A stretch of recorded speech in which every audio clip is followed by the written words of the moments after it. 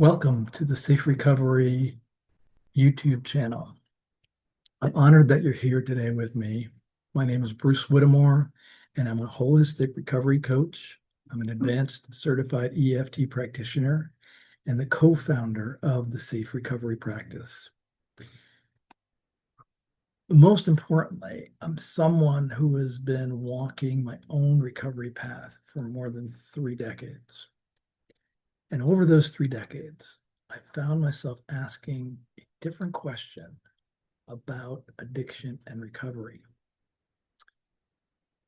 That question is not what's wrong with me or what's wrong with people that are addicted. It became what happened to us? What happened to me?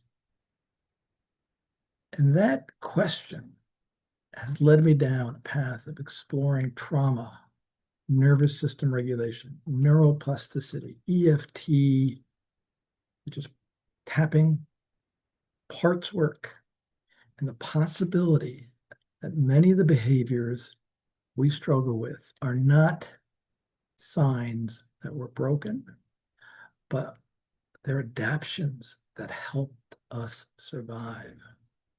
Let me say that again. The possibility that many of the behaviors we struggle with are not signs that we're broken, but are adaptations that helped us survive.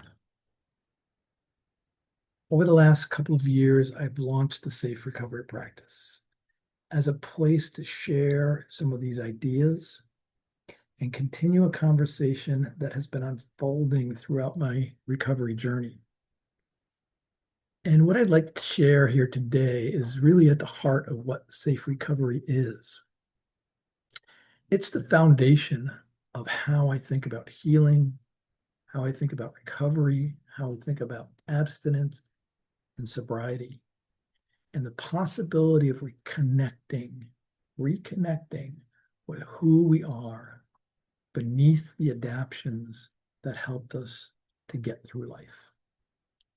So whether you're in recovery yourself or feel like you need to explore this path, or you love someone who may need recovery, or you work in the field of recovery, or you're just simply curious about healing and human potential, I'm grateful that you're here.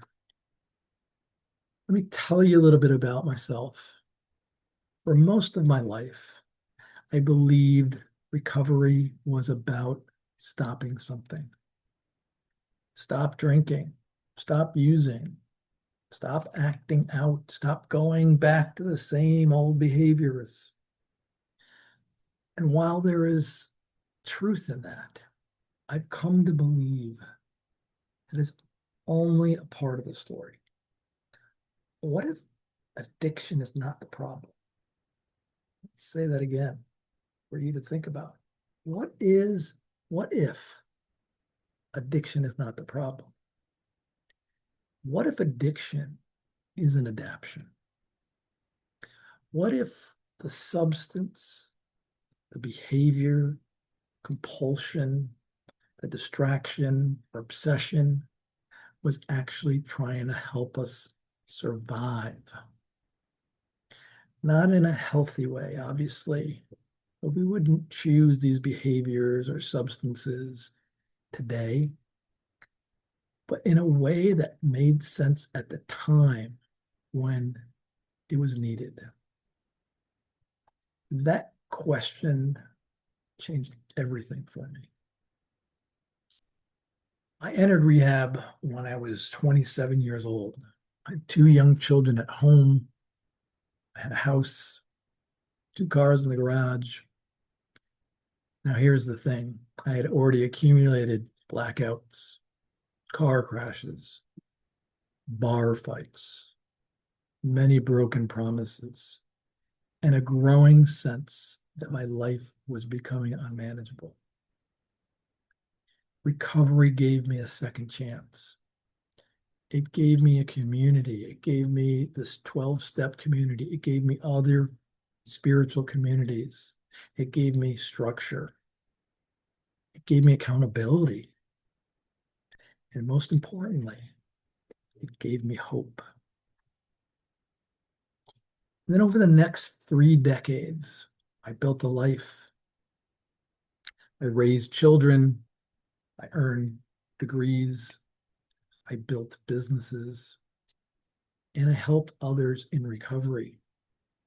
And from the outside, I looked successful. Things looked successful. But underneath still, there were still patterns that needed attention. There were old wounds, old beliefs, my old survival strategies that I was not conscious of.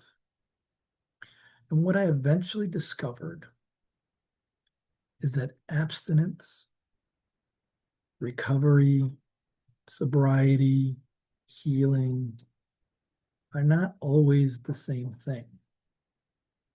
You can stop a behavior and still carry the pain that created it.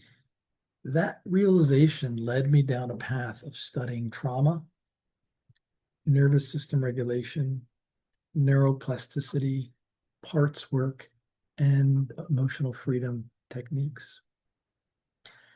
And along the way, I began to see recovery through a very different lens.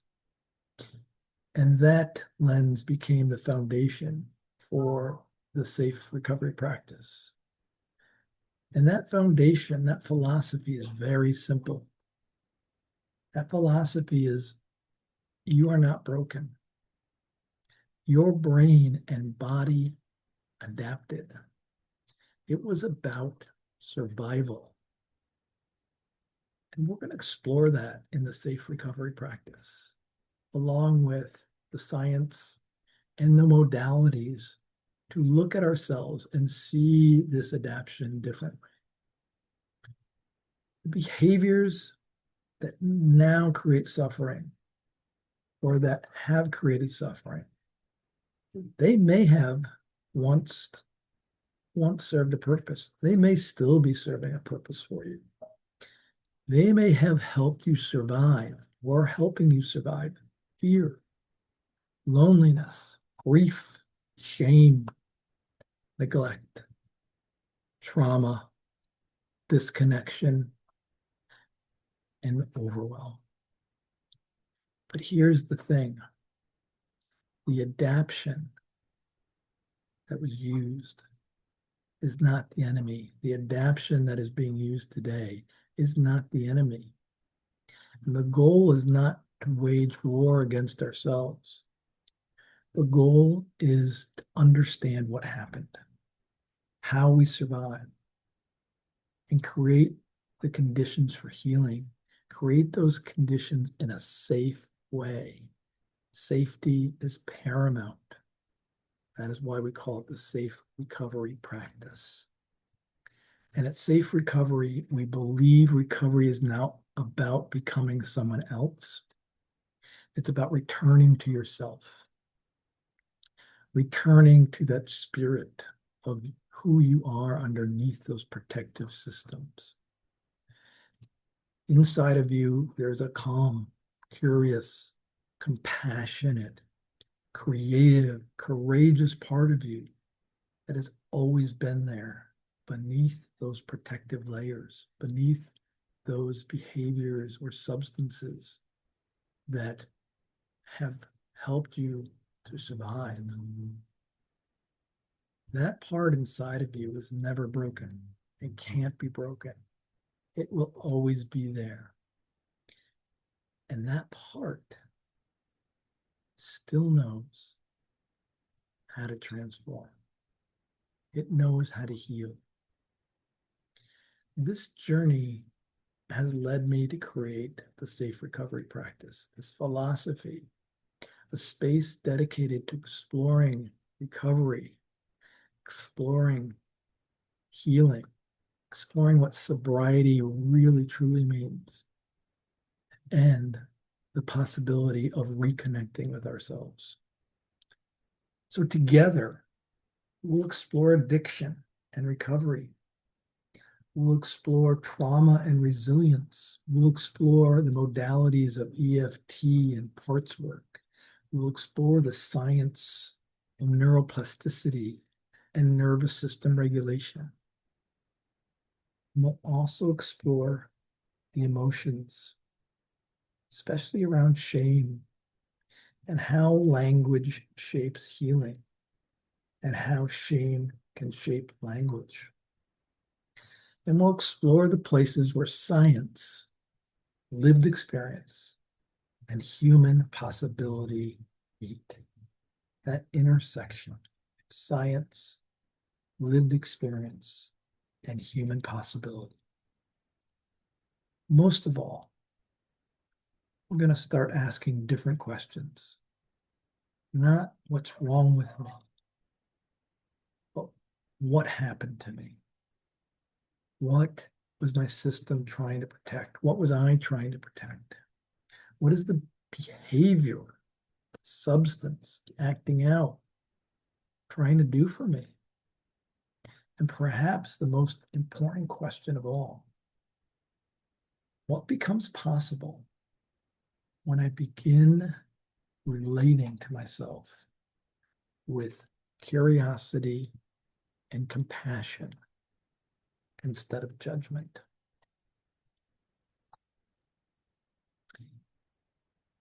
If you're here, whether you're in recovery, you love someone who is, you love someone who needs to be in recovery, or as I said, you work in the field of recovery, or you're simply curious about another way of understanding human recovery and understanding human suffering and understanding healing and want to see it from a different lens, welcome. I'm glad you're here. This is not a place for shame, although we will explore and honor shame as it also has a protective part to it. But this is not a place for labels. This is not a place for fixing broken people. No one is broken here. We are all whole underneath. This is a place for exploring the possibility that beneath every adaptation,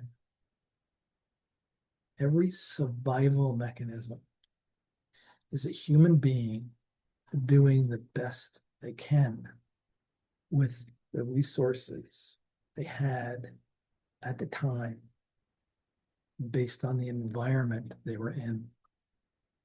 This is a place to practice awareness, a place to cultivate embodiment, a place to meet ourselves with curiosity and compassion.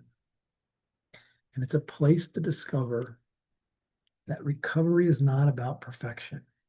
There's no such thing as perfection. It's about reconnection. The story isn't over, and in many ways, the journey is just beginning. So thank you for being here. I look forward to exploring this journey with you. Peace.